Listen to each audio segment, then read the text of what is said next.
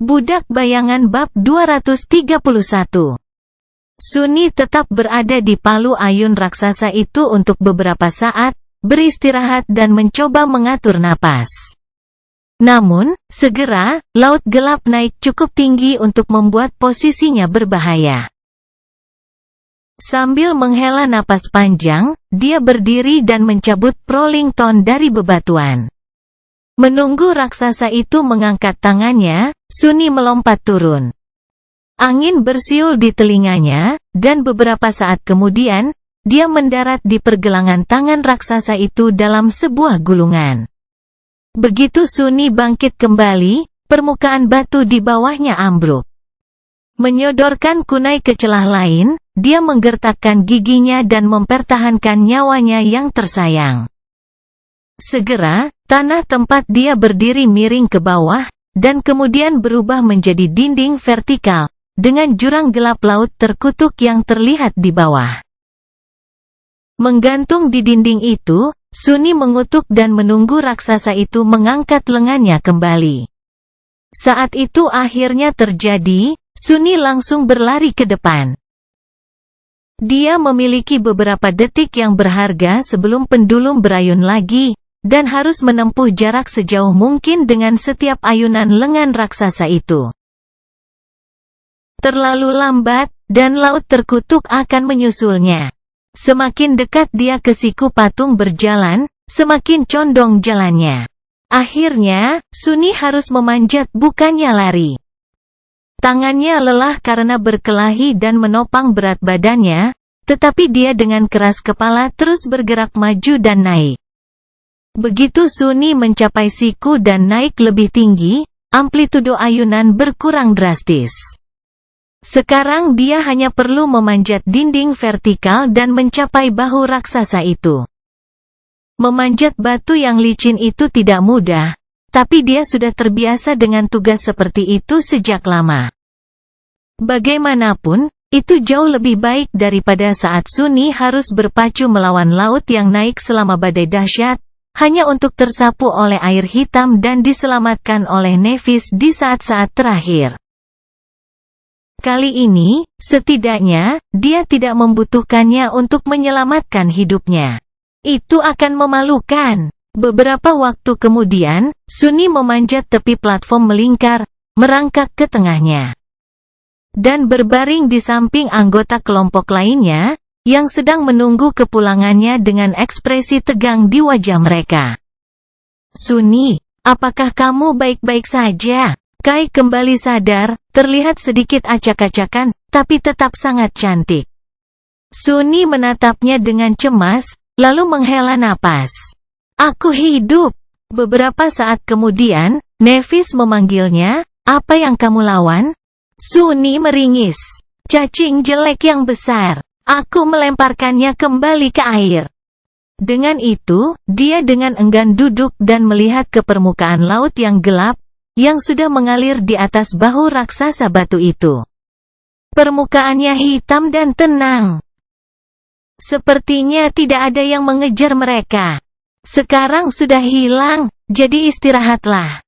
Aku akan berjaga-jaga. Dia tetap terjaga sampai fajar menyingsing dan kemudian membangunkan anggota rombongan.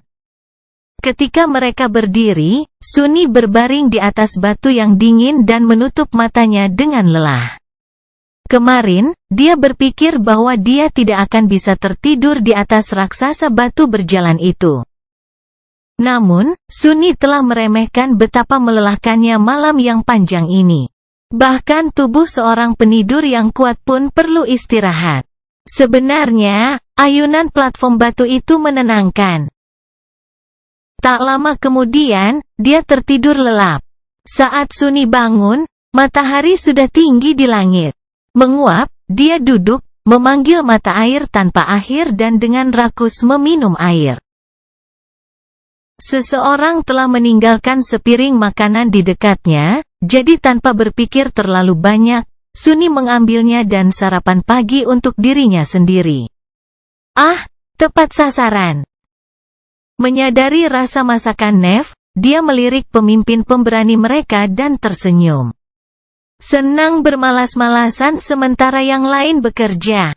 Saat Sunny sedang tidur, platform batu telah berubah. Pelat-pelat besi yang dilucuti laba-laba menjijikkan dan disimpan di tas Evie dimasukkan di sekelilingnya, dengan tali emas digantung di antara mereka sebagai pagar seadanya. Lebih banyak dari lempengan ini dibentuk menjadi batang seadanya dan ditempatkan di tengah untuk dijadikan tombak lempar jika kelompok itu diserang dari udara. Saat ini, Kai dan Evie sedang membangun benteng tambahan di bahu kiri raksasa itu sementara Nevis mengamati kemajuan mereka dari atas. Mereka tidak mengambil risiko. Perjalanan melalui labirin, betapapun fantastisnya, tetap penuh bahaya. Lebih baik aman daripada menyesal. Sunny mencibir. Begitu banyak pekerjaan. Apa yang terburuk? Tidak. Saya tidak akan menyelesaikan pemikiran itu. Tidak, terima kasih. Di atas batu di sampingnya, bayangan itu bertepuk tangan dengan sinis. Sambil menggelengkan kepalanya, Sunny menghabiskan makanannya dalam diam dan bergerak ke tepi peron untuk melihat pemandangan pantai yang terlupakan. Jauh di bawah, lanskap labirin bergerak perlahan melewati mereka. Raksasa batu itu berbaris ke selatan, dengan acuh tak acuh menghancurkan pegunungan karang merah di bawah kakinya dengan setiap langkah. Pemandangan itu sekaligus menghipnotis dan menyedihkan. Di segala arah, sejauh yang bisa dilihat Sunny, tidak ada apa-apa selain karang merah, dengan ketinggian langkah yang menonjol darinya ke langit kelabu di sana-sini. The Forgotten Shore benar-benar luas. Dan setiap jengkalnya penuh dengan bahaya yang tak terkatakan. Tidak jauh darinya, Caster juga sibuk mempelajari pemandangan. Namun, minatnya tidak murni menganggur. Peta Changing Star ada di atas batu di sampingnya, dan legasi yang bangga menggambar tanda baru di atasnya dari waktu ke waktu. Sunny menghela napas. Kelompok itu mungkin menumpang di bahu raksasa batu untuk mencapai tujuan mereka di tepi Forgotten Shore, tetapi mereka harus berjalan sendiri kembali ke kota kegelapan. Itu adalah perjalanan berbulan-bulan melalui pemandangan neraka yang berbahaya ini, dengan kekuatan dan kecerdasan mereka sendiri untuk membuat mereka tetap hidup. Informasi yang dimasukkan Caster di peta hari ini akan sangat berharga bagi mereka di masa depan. Tapi itu masalah untuk besok. Saat ini, Sunny pantas mendapat sedikit jeda.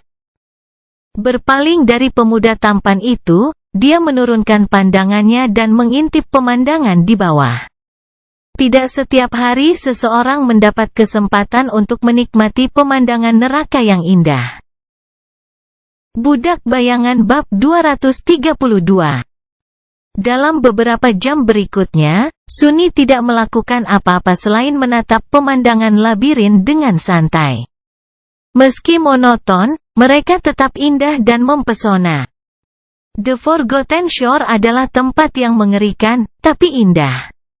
Langit kelabu yang muram dan bumi yang hitam menciptakan latar belakang yang sempurna untuk lautan merah yang semarak dari bilah-bilah koral yang berliku-liku. Di sana-sini, bangunan-bangunan aneh memecahkan kesuraman pemandangan, menyulut api rasa ingin tahu di hati Sunny. Lagi pula, dia bukanlah apa-apa jika bukan seorang penjelajah yang bersemangat. Asalkan, sebagian besar penjelajahannya berakhir dengan sesuatu yang sekarat di ujung pedangnya. Tetapi tetap saja, di luar sana, di kedalaman labirin, Sunny melihat banyak hal yang menarik minatnya. Sisa-sisa kerangka monster kolosal, dengan tanda-tanda pertempuran sengit tertulis pada tanda di tulang mereka. Bangkai kapal raksasa yang rusak, dengan kerusakan yang mengerikan di lambungnya yang perkasa. Jurang-jurang yang penuh kegelapan dan kehampaan, mengarah ke kedalaman tanah terkutuk ini di mana kengerian sejati tinggal. dan hal-hal yang bahkan tidak bisa dia gambarkan, apalagi identifikasi. Dia bahkan melihat beberapa reruntuhan besar yang pasti pernah menjadi seluruh kota. Sekarang, hanya bentuk bangunan megah yang tidak jelas yang tersisa, ditumbuhi karang merah tua dan nyaris tidak menyerupai apapun yang dibuat oleh tangan manusia. Dia tidak tahu apakah mereka pernah ada sebelumnya atau bersamaan dengan kota kegelapan. Terlepas dari itu, tampaknya tidak ada pemukiman manusia lain di Forgotten Shore yang bertahan dari kutukan kegelapan seperti yang dimiliki kota terkutuk itu. Mereka semua dihancurkan dan dilahap, pertama oleh koral merah, kemudian oleh aliran waktu yang kejam. Sekarang, tidak ada yang tersisa untuk mengingat bahwa kota-kota yang membanggakan ini pernah ada. Ketujuh pahlawan yang menciptakan Starlight Legion digambarkan sebagai mereka yang lahir dalam kegelapan yang menguasai segalanya. Itu menunjukkan bahwa manusia telah melawan kutukan untuk sementara waktu, setidaknya. Mungkin kota kegelapan dibangun lama setelah kegelapan melahap tanah ini, sebagai tempat perlindungan dan benteng terakhir bagi mereka yang tersisa. Banyak hal baik yang telah dilakukan, pada akhirnya. Lamunannya dipecahkan oleh Casey, yang tiba-tiba berbelok ke selatan dan mengerutkan kening. Gerakannya yang cepat menarik perhatian semua orang. Sunny langsung punya firasat buruk. Nevis menoleh ke gadis buta itu dan mengerutkan kening. Casey, apakah kamu merasakan sesuatu? Kasia bertahan beberapa saat dan kemudian berkata, suaranya tidak yakin, kurasa badai akan datang. Sunny memandangi langit yang seperti biasa diselimuti selubung awan kelabu.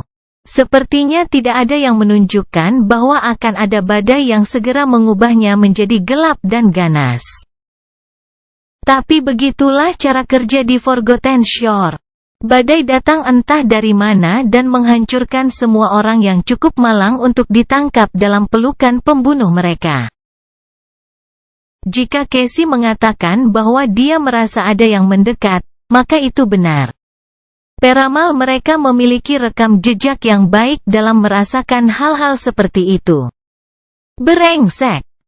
Badai berarti laut terkutuk akan naik dari kedalaman lebih awal dari biasanya. Itu juga berarti akan ada hujan dan kilat, yang membuat perilaku penghuni kedalaman tidak dapat diprediksi. Itu juga berarti angin topan, dan itu benar-benar kabar buruk ketika Anda terjebak di raksasa yang bergerak 200 meter di atas tanah. Nevis menggertakkan giginya. Kamu mendengarnya? Bersiaplah. Namun, gadis buta itu memotongnya. Tunggu, ada hal lain. Changing Star berlama-lama sejenak, lalu bertanya, kamu merasakan ancaman lain? Casey merengut, lalu berkata dengan nada aneh. Tidak merasakan. Aku bisa mendengar sesuatu yang aneh. Seperti gemerisik. Semua orang menatapnya selama beberapa detik, mencoba memahami arti di balik kata-katanya. Anehnya, Kai yang pertama bereaksi. Tiba-tiba pucat, dia berputar dan memanggil busurnya. Sebelum ada yang bisa memahami apa yang sedang terjadi, sesuatu bersiul di udara, dan sosok gelap dengan paksa menabrak platform batu, melumurinya dengan darah. Panah hitam menonjol dari tubuhnya. Sunny melompat menyingkir dan tersentak, tertegun oleh kekuatan monster itu menabrak batu. Itu harus menyelam jauh sebelum ditusuk oleh panah Kai, hanya beberapa saat dari merenggut salah satu dari mereka. Makhluk itu terlihat seperti belalang raksasa. Tubuhnya ditutupi kitin hitam dan relatif kecil, tidak lebih besar dari manusia dewasa. Sayapnya yang lebar tipis dan transparan. Saat tersentak dalam kematian, sayapnya bergerak, mengancam akan mendorong anggota kelompok keluar dari peron. Nevis berlari ke depan, meraih makhluk menjijikkan itu dan melemparkannya ke bawah. Kai sudah mengambil panah lain. Ada ekspresi panik di wajahnya. Sunny berkedip. Kenapa dia panik? Monster itu sudah seakan mendengar pikirannya. Kai melirik anggota kelompok dengan mata terbelalak dan berteriak, "Kawanan! Iblis-iblis ini berburu dalam kawanan. Bersiaplah, sebelum dia bisa menyelesaikannya." Sunny sudah memanggil Midnight Sat dan Stone Saint. Mati. Sekarang, semua orang bisa mendengar suara gemerisik yang diceritakan Casey kepada mereka. Tampaknya datang entah dari mana, mengelilingi mereka seperti gelombang. Untuk beberapa saat, tidak ada yang terjadi. Para anggota kelompok itu menatap dengan tegang, tunggu. Tiba-tiba, sebuah titik hitam muncul di awan kelabu dan dengan cepat jatuh, menutupi jarak ke leher raksasa itu hampir seketika. Namun, sebelum ia sempat menyerang, tombak Evie membenturnya. Belalang raksasa itu praktis meledak, mengirimkan hujan darah yang berhamburan ke punggung batu raksasa itu. Tapi pada saat pemburu itu melepaskan tombaknya dan sebelum dia punya waktu untuk memanggilnya lagi, ada titik lain, dan lagi, dan lagi. Kai menembak satu makhluk lagi dari udara, sementara Caster menggunakan ketapel aneh yang dia panggil dari laut jiwa untuk mematahkan sayap makhluk lain. Nevis mengangkat pedangnya dan berteriak, "Casey! Angin!" Tersentak, gadis buta itu mulai memanggil tongkat kayunya. Sementara percikan cahaya putih masih menenun bentuknya di tangannya. Penari pendiam itu terbang keluar dari sarungnya dengan sendirinya dan melesat ke udara, menusuk belalang yang mendekat hingga bersih. Beberapa saat kemudian, angin kencang melesat dari tongkat kayu ke langit, memperlambat belalang yang menyerang dan membuat mereka terhuyung-huyung. Salah satu orang yang tersesat ini entah bagaimana berhasil mendarat di peron dan langsung melompat ke arah Sunny. Mengubah posisinya dengan cepat, Sunny menebas dengan pedangnya, memenggal makhluk menjijikkan itu. Namun, karena kelembaman, tubuh masif itu terus bergerak maju, menabraknya dengan kecepatan tinggi. Dengan kutukan, Sunny terbang ke belakang dan jatuh dari pagar. Meluncur di atas batu, dia berguling ke bahu raksasa batu itu dan menangkap dirinya di bagian pagar pertahanan yang dibangun oleh Evie dan Kai. Kemudian, dia berdiri dan meludahkan seteguk darah. Sesaat kemudian, Sunny membeku, matanya membelalak. Karena jatuh, dia tidak sengaja melihat ke tanah. Apa yang dilihatnya di sana membuatnya menggigil. Banyak sosok gelap muncul dari labirin dan melompat ke raksasa itu, dengan cepat memanjat tubuh batu raksasanya. Budak Bayangan Bab 233. Saat anggota kelompok membunuh beberapa belalang raksasa, tubuh hitam menjijikkan mereka jatuh ke tanah, menghujani raksasa berjalan dan karang merah labirin. Begitu mayat mereka menyentuh tanah, tiba-tiba itu bergerak. Sosok-sosok gelap muncul dari bawah lumpur, menyerbu belalang mati untuk melahapnya. Ratusan monster tiba-tiba bersaing untuk mendapatkan beberapa potong daging. Setelah beberapa perkelahian berdarah terjadi dan pemenangnya ditentukan, mereka yang belum sempat memuaskan rasa lapar mereka menoleh dan mengikuti bau darah. Kembali ke raksasa batu yang bergerak. Melihat ke bawah dengan kebencian yang kelam, Sunny melihat banyak makhluk melompat ke kaki patung berjalan dari gundukan karang dan dengan cepat memanjat.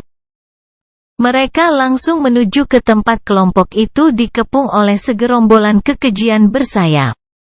Dia tidak bisa melihat bentuk mereka dengan jelas, tapi tidak ada keraguan bahwa monster ini adalah berita buruk.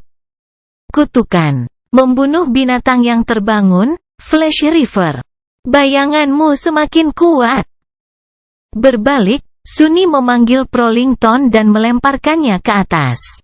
Sesaat kemudian, dengan menggunakan tali tak terlihat sebagai penopang, dia terbang di udara. Meraih ke tepi platform melingkar, dia mengangkat dirinya dan sekali lagi menghadapi pembantaian itu. Kunai menyala, memotong sayap salah satu belalang hingga bersih. Tiba-tiba lumpuh, makhluk itu terguling dan jatuh, tidak diragukan lagi akan dilahap oleh gerombolan Nigma Creatures yang mendekat dari bawah. Pertempuran dengan gerombolan itu tidak terlalu bagus untuk kelompok itu. Angin bergolak yang dipanggil oleh staf Casey memberi mereka ruang bernapas dengan mempersulit belalang untuk mendekati peron dengan kecepatan tinggi, tetapi jumlahnya terlalu banyak. Kai mengatur satu panah demi satu lepas. Setelah satu tembakan pertama itu, dia tidak menggunakan Blood Arrow, malah memilih untuk mengandalkan yang biasa-biasa saja. Dalam kekacauan pertempuran mendadak ini, terlalu mudah untuk dilewatkan.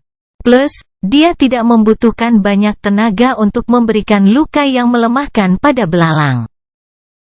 Mereka pada dasarnya menusuk diri mereka sendiri pada panah dengan menyelam dari langit dengan kecepatan luar biasa. Tetap saja, perampas keji itu adalah binatang buas yang terbangun. Tidak mudah bagi Sleeper untuk membunuh seseorang hanya dengan satu tembakan. Saat Sunny meraih kunai dan berputar untuk menghindari serangan sekilas dari salah satu makhluk itu, satu lagi mendarat di peron. Dua anak panah menancap dari kitinnya yang retak, tetapi belalang itu masih hidup. Tapi tidak lama. Sesaat setelah serangga menjijikkan itu mendarat, pedang Neve melesat di udara, membelahnya menjadi dua. Mengirim tubuh yang hancur dari peron dengan tendangan yang kuat. Changing Star menoleh ke Kai dan berteriak, "Jangan mencoba membunuh mereka. Patahkan sayap mereka." Dengan pemahaman tiba-tiba muncul di matanya, pemanah mengubah pendekatannya. Memang, itu masuk akal. Anggota kelompok tidak perlu membunuh belalang. Mereka hanya perlu membuatnya agar momok terbang tidak dapat mencapai platform batu. Evie, sementara itu, tidak membutuhkan saran ini. Semua yang dia pukul hanya meledak menjadi genangan darah yang menjijikkan. Masalah yang dihadapi pemburu wanita itu adalah tidak ada senjata jarak jauh yang kuat yang bisa dia gunakan. Tombaknya yang indah tidak terlalu cocok untuk dilempar sesering itu. Kenangan diciptakan dari esensi jiwa. Setelah memori dihilangkan, esensi itu kembali ke inti dari yang bangkit yang telah memanggilnya. Namun, jika jaraknya terlalu jauh dari mereka, esensinya akan terbuang sia-sia kecuali jika memori tersebut memiliki pesona khusus seperti panah darah. Esensinya tidak hilang selamanya, karena perlahan akan terakumulasi di dalam inti jiwa sampai kapasitas puncak tercapai sekali lagi. Tapi proses ini memakan waktu, jadi seseorang tidak bisa tanpa henti melemparkan kenangan mereka ke arah musuh selama pertempuran. Terutama sekali mereka mencapai peringkat di mana mengelola esensi jiwa seseorang lebih penting. Evie belum mencapai peringkat seperti itu, tapi dia masih dibatasi oleh prinsip itu. Itu sebabnya dia terpaksa menggunakan anak panah darurat yang dibuat dari pelat besi laba-laba. Namun, tidak banyak dari mereka yang tersisa. Setelah anak panah terakhir hilang, dia harus menghabiskan kumpulan esensi jiwanya atau mengambil risiko melawan belalang yang menyerang dalam jarak dekat. Seperti yang dilakukan Stone Sein sekarang. Saat Sunny bergegas menuju Nevis, dia melihat bayangan itu menurunkan bahunya dan mengangkat perisainya. Pada saat berikutnya, salah satu makhluk menjijikkan itu menabraknya dengan kecepatan penuh. Dan hancur begitu saja, darah hitam meledak ke udara melalui retakan pada kitin yang hancur. Kamu telah membunuh. Namun, pemburu wanita itu tidak mendapat manfaat dari menimbang 1 ton literal. Terlepas dari penampilannya yang anggun, Orang suci itu terbuat dari batu, dan batu jauh lebih berat daripada daging.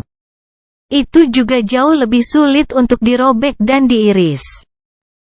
Begitu Evie terpaksa melawan belalang hanya dengan tombak dan perisainya, hidupnya akan benar-benar dalam bahaya. Kutukan, kutukan, kutukan semuanya. Dengan cepat mendekati Changing Star. Sunny menendang makhluk menjijikkan yang terbunuh dari peron dan berteriak, "Kami mempunyai masalah." Nevis menatapnya tajam dan merengut. "Apa?" Sunny ragu sejenak, lalu menunjuk ke bawah. Ada beberapa ratus makhluk labirin yang merayap di seluruh raksasa. Mereka akan segera datang. Nevis menggertakkan giginya, lalu melirik ke arah anggota kelompok itu. Casey memegang tongkat kayu, mengirimkan semburan angin yang kuat ke langit untuk memperlambat gerombolan penyerang.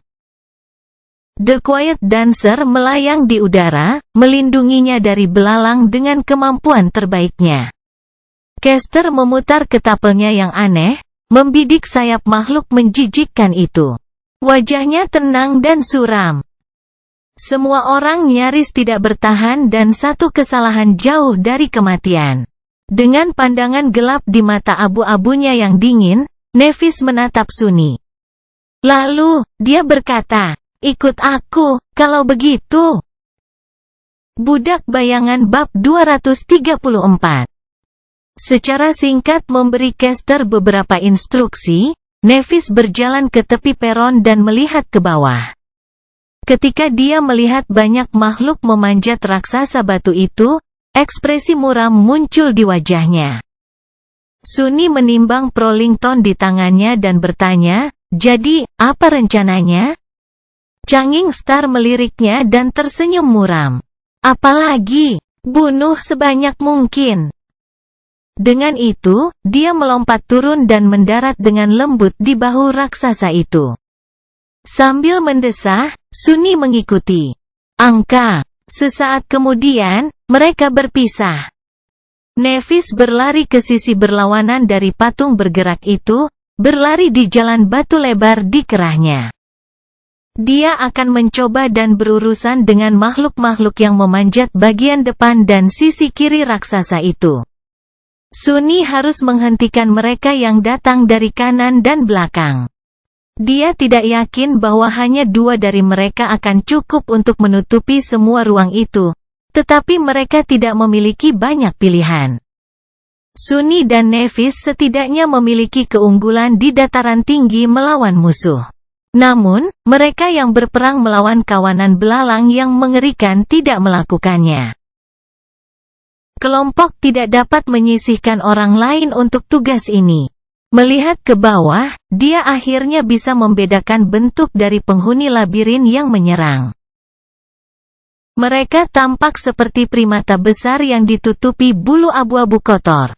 Lengan mereka kuat dan berotot, dengan mudah menarik tubuh berat mereka ke atas permukaan batu kuno. Masing-masing memiliki mulut penuh gigi tajam, dengan 2 taring melengkung menonjol darinya, sepanjang belati. Fakta yang paling mengganggu tentang binatang buas ini adalah bahwa ada bunga merah yang tumbuh dari celah berdarah di daging mereka.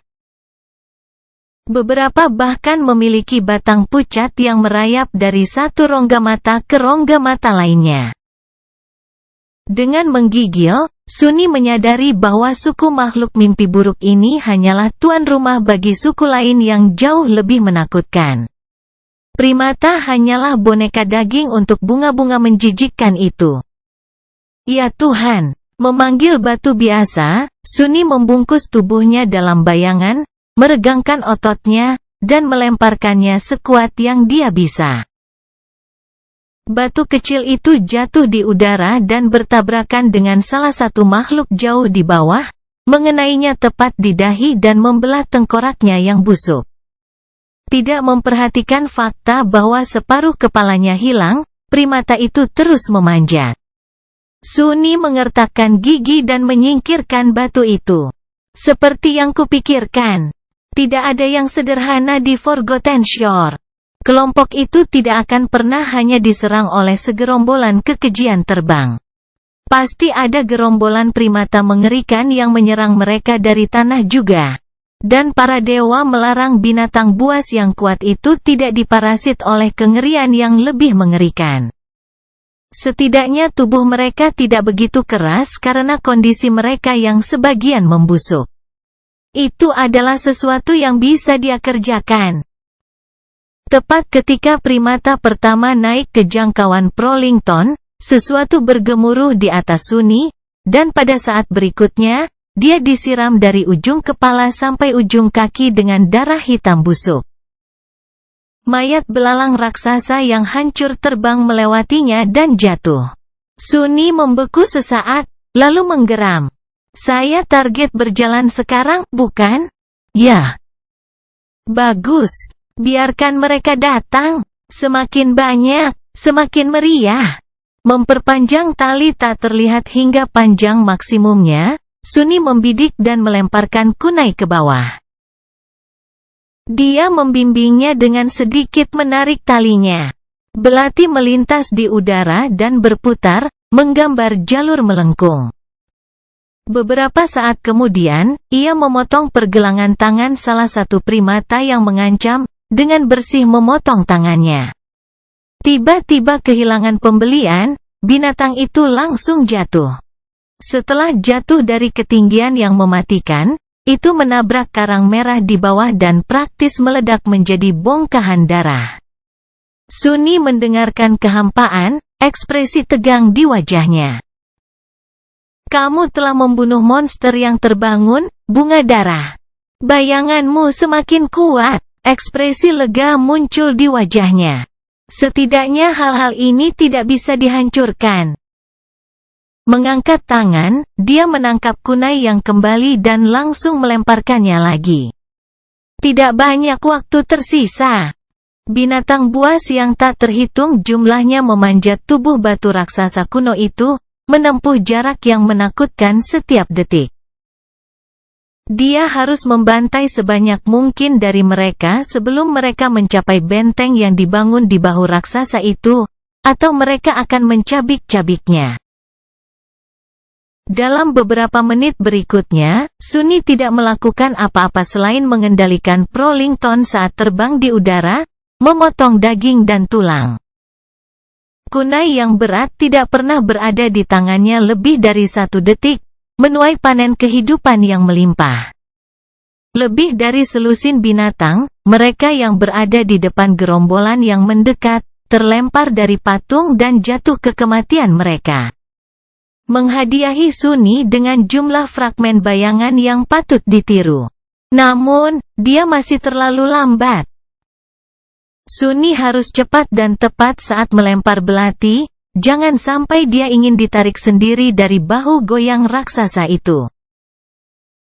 Lebih buruk lagi, dia harus terus-menerus memperhatikan langit dan menghindari belalang yang menyerang ketika mereka terjun dari atas untuk melahapnya.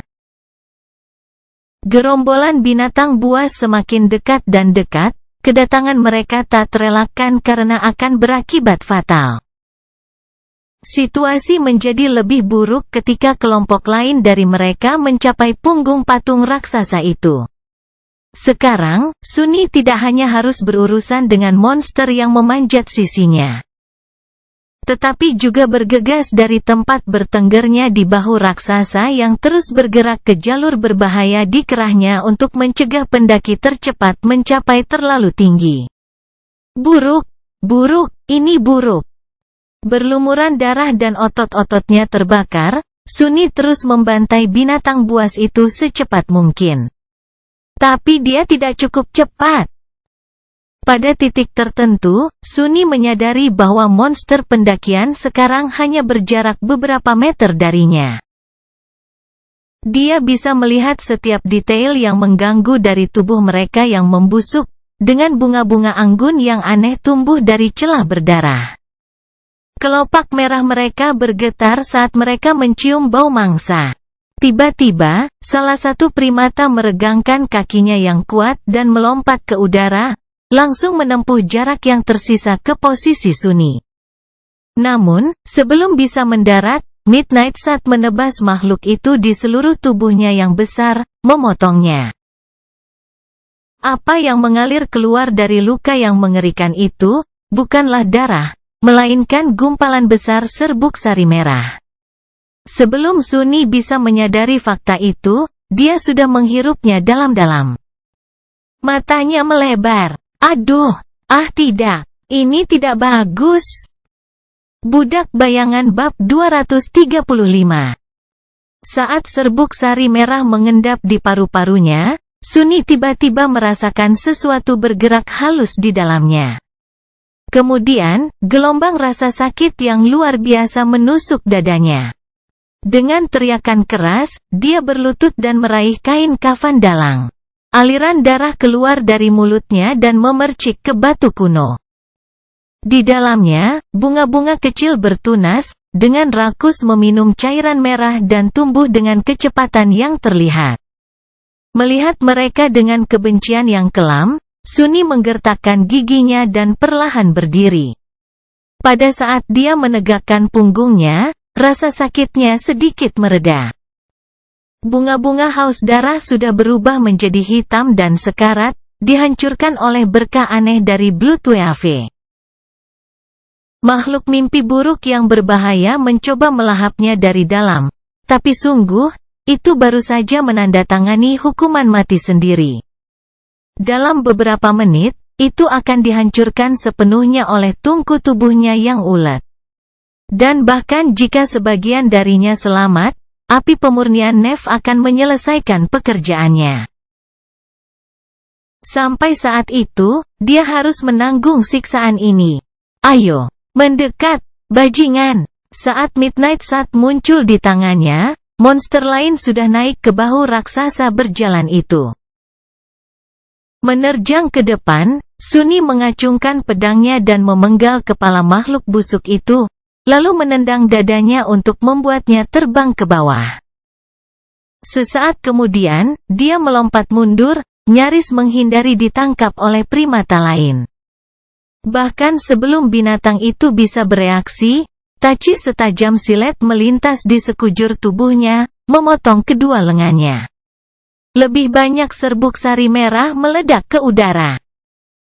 Sambil menahan napas, Sunny mengubah posisinya dan menyerang sekali lagi dengan satu gerakan cepat dan lancar. Midnight Sat menembus lutut primata besar itu, membuatnya roboh. Makhluk itu tidak mati, tetapi segala jenis mobilitas yang pernah dimilikinya sudah hampir hilang. Cukup baik, tapi itu tidak terlalu penting. 3 monster lain sudah ada di sana, siap menggantikan makhluk yang jatuh itu. Dan beberapa detik kemudian, akan ada lebih banyak dari mereka, dan kemudian lebih banyak lagi. Sampai, akhirnya, Sunny terkoyak oleh banjir tak terbendung dari iblis mengerikan ini. Dia harus memikirkan sesuatu sebelum itu terjadi. Kalau saja aku bisa bernapas. Melawan rasa sakit luar biasa yang mencabik-cabiknya dari dalam, Sunny meringis dan berlari ke depan untuk menghadapi musuh. Sekitar 1 menit berikutnya, dia memaksa dirinya untuk menghentikan semua pikiran yang tidak perlu, berubah menjadi badai baja yang kejam. Midnight Sat menari dari satu makhluk mimpi buruk ke makhluk mimpi buruk lainnya, menusuk, menebas, dan memotong daging mereka yang membusuk. Udara segera dikaburkan oleh awan besar serbuk sari merah. Pada titik tertentu, Sunny mengertakkan gigi dan melepaskan diri dari pertarungan, meninggalkan hamparan tubuh berdarah di belakangnya. Meluncurkan dirinya ke belakang beberapa meter, dia meluncur di atas batu dan meninggalkan awan kabut merah. Baru kemudian, akhirnya, dia membiarkan dirinya menarik napas dalam-dalam. Merasakan bahwa musuh mereka telah pergi, primata itu bergegas maju.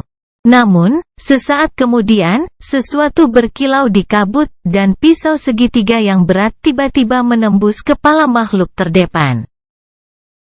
Bunga Darah tidak bereaksi terhadap inangnya yang rusak dan melanjutkan sepak terjangnya. Tetapi pada detik berikutnya, kepala kera yang mengerikan itu tersentak ke belakang dengan keras, dan kehilangan keseimbangan, ia jatuh. Untaian Prolington dililitkan di sekitar pilar penyangga benteng darurat, menciptakan jebakan yang tak terlihat. Dengan bergerak maju dengan kunai masih menempel di tengkoraknya, makhluk malang itu menarik talinya kencang, menyebabkan jaring tak terlihat terangkat ke udara. Terjerat di dalamnya, setengah lusin makhluk jatuh ke tanah, menghalangi yang lain untuk mengejar Sunny. Baik benteng maupun tali tak terlihat itu tidak akan bertahan lama, tapi setidaknya itu memberinya beberapa detik. Kamu telah membunuh monster yang terbangun, Bunga Darah. Bayanganmu, akhirnya. Makhluk mimpi buruk di paru-parunya akhirnya mati.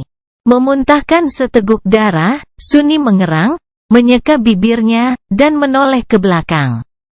Apa yang dilihatnya membuatnya mengutuk. Sekelompok primata mengerikan yang memanjat bagian belakang raksasa itu hendak mencapai kerah tunik batu. Sunny hendak dikepung, dan dia kehabisan ide. Jika aku mati hari ini, setidaknya aku akan menyeret sebanyak mungkin dari kalian bersamaku ke neraka yang lebih dalam dan lebih gelap. Persiapkan dirimu, geng, menerjang maju. Dia berlari di jalan batu sempit dan sampai ke tengah punggung raksasa tepat pada waktunya untuk bertabrakan dengan primata pertama yang maju dan mengirimnya terbang ke bawah ke permukaan labirin. Yang jauh. Berbeda dengan bahu raksasa, Sunny tidak punya ruang untuk bermanuver di jalan sempit. Bahkan, dia kesulitan menjaga keseimbangannya karena goyangan yang konstan. Tetapi primata, dengan bahu lebar dan tubuh perkasa, berada dalam situasi yang lebih buruk daripada dia. Di jalan batu yang sempit itu, satu orang akan mampu menghentikan seluruh pasukan. Asalkan tidak ada yang menyerangnya dari belakang, tentu saja. Yang pasti terjadi. Mengutuk, Sunny menebas dan menebas, membuat satu monster tumbang dalam awan serbuk sari merah yang mengepul satu demi satu. Terlepas dari semua usahanya, dia harus mundur selangkah demi selangkah untuk menghindari dikepung dan dibunuh oleh kekejian yang ganas. Situasi menjadi putus asa. Terutama karena makhluk yang telah diperlambat sedikit oleh tali Prolington akhirnya bergulat bebas darinya, dan beberapa detik lagi mencapai posisinya saat ini. Kutukan, mengirim primata yang menghadapnya terhuyung-huyung dengan pukulan telak dari Midnight Sun, Sunny mati-matian berputar untuk menangkis serangan dari makhluk yang mendekatinya dari belakang. Namun, dia terlambat sepersekian detik. Menyadari bahwa dia tidak akan dapat memblokir atau menghindari kaki kera yang mengerikan itu, Sunny dengan tergesa-gesa mencoba mencari cara untuk meminimalkan kerusakan, setidaknya. Tapi tepat saat cakar makhluk itu hendak mencengkeram lehernya, bayangan cepat tiba-tiba jatuh dari langit. Menangkap primata dengan rahangnya yang tajam, salah satu belalang dengan mudah merobek kepalanya dan berlari ke belakang, melahap mangsanya dengan kecepatan yang mengerikan saat terbang. Detik berikutnya, lebih banyak penenun daging berjatuhan dari langit, membidik primata pemanjat.